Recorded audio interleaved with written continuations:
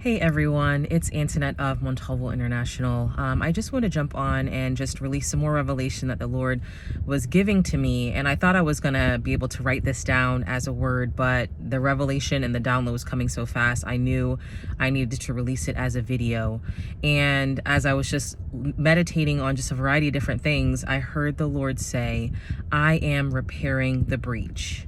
I am repairing the breach.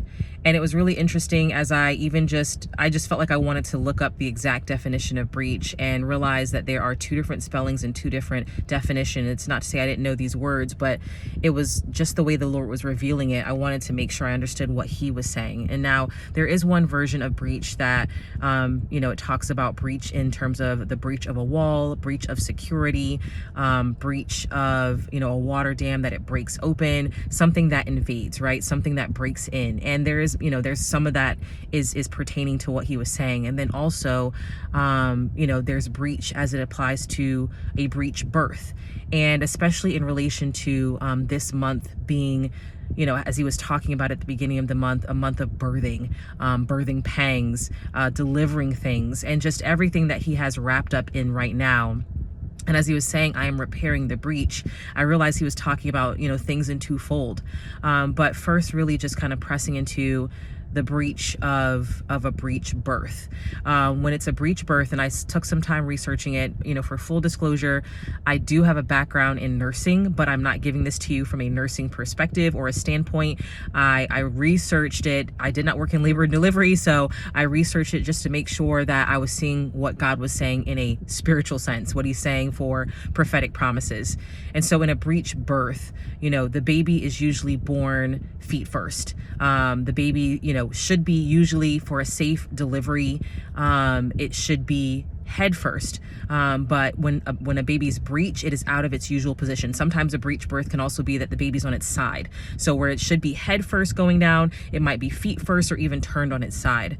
And so it makes it very difficult to deliver safely if the baby's not turned. And so when I heard him say, I am repairing the breach, and especially how he's been talking about in the context of birthing and birthing promises and the delivery of things and everything else that comes with it, he was saying that there are many of us who have been, it's seemingly stalled by a breech birth. Maybe things were moving along. Maybe you sensed the shift of what God is doing in your life. You see some signs of him moving and shaking things, and you were sure, you feel like spiritually the contractions are happening. I'm sure I'm going to birth this thing, whatever that thing is, whatever the thing is that you've been praying and pressing into, whatever it is that you're standing with God for.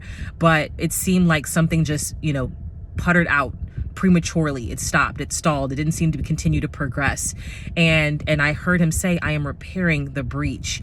And literally within, a breech birth, depending on the timeline of how close it is to delivery and if it's possible, there are certain procedures that can be done. And again, this is not me giving medical advice. This is just purely researching and giving it to you spiritually. But there are certain maneuvers and procedures that sometimes, the delivering provider can do that could potentially help turn the baby so that the baby can be turned into the correct position for a safe delivery. Otherwise, there might be a C-section or something else that has to be done.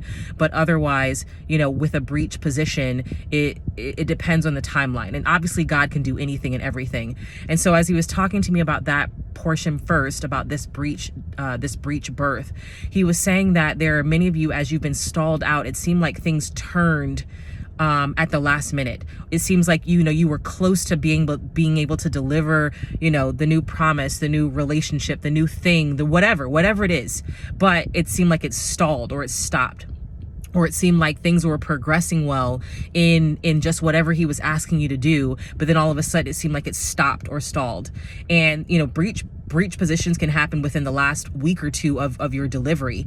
And I just felt like spiritually he was saying the same thing, that there are some of you that have gotten caught in a breach.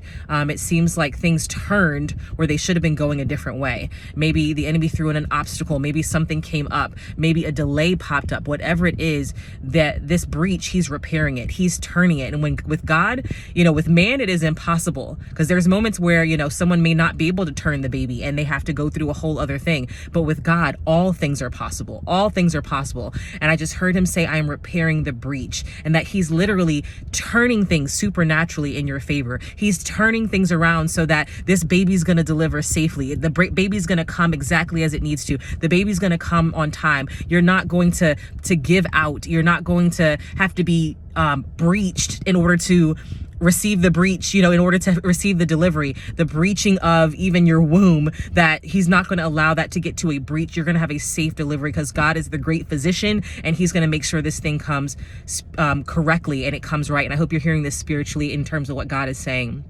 But then also he was talking about he's going to repair the breach. So breaks, fissures, ruptures in the progress of what God has you waiting for, standing for, building, doing whatever it is, and that he's repairing the breach. And he brought to my mind about Nehemiah. And as he was commissioned to rebuild the wall, there was a point where he was really close to being done, and his kind of arch enemy, Sanballat, came up and started saying, did the king really tell you that you could rebuild this wall? Or the king sending these letters and saying, he didn't commission you and you have to stop, and all these different kinds of things.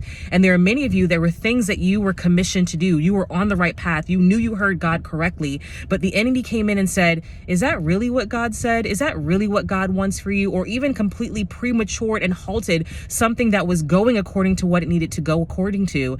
And it just broke. It broke apart. It ruptured. It tore apart.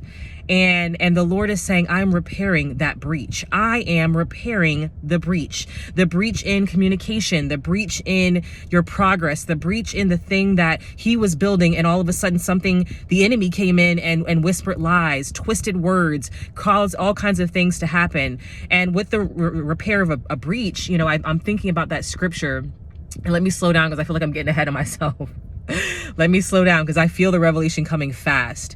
But I think about when it says with a wineskin that you can't put old cloth on a new wineskin. Otherwise, it will shrink and it'll tear away and it'll pull away. And right now, God has been rebuilding something new. Maybe the thing that was supposed to pan out before isn't going to come to where it needs to go. But the Lord's not going to put an old cloth on new wineskin. He is going to put new cloth on that wineskin to make sure that it doesn't burst again. It doesn't pull away. It doesn't tear. Because it says if you try to pour that old wine into a new wineskin, it'll burst. It'll burst. And, if you have old cloth, that cloth is going to shrink and it's going to tear away. And so he's saying, I'm repairing the breach because there's new things that are being poured into you. There's new things that he's doing. There's new things that he is releasing, and he doesn't want the old cloth to shrink, to tear away, or to cause this new thing that he's doing to burst.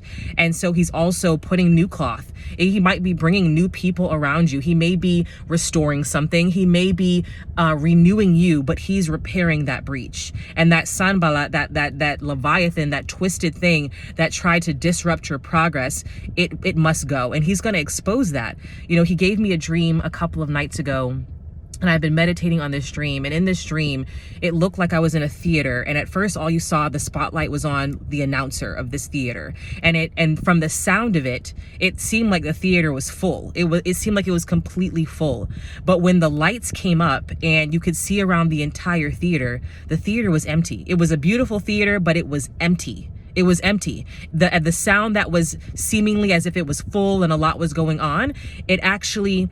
I'm sorry if it paused for a second. The sound that was going on, that it sounded as if it was full, it actually was not full. It was pretty looking. It looked put together, but it was empty on the inside.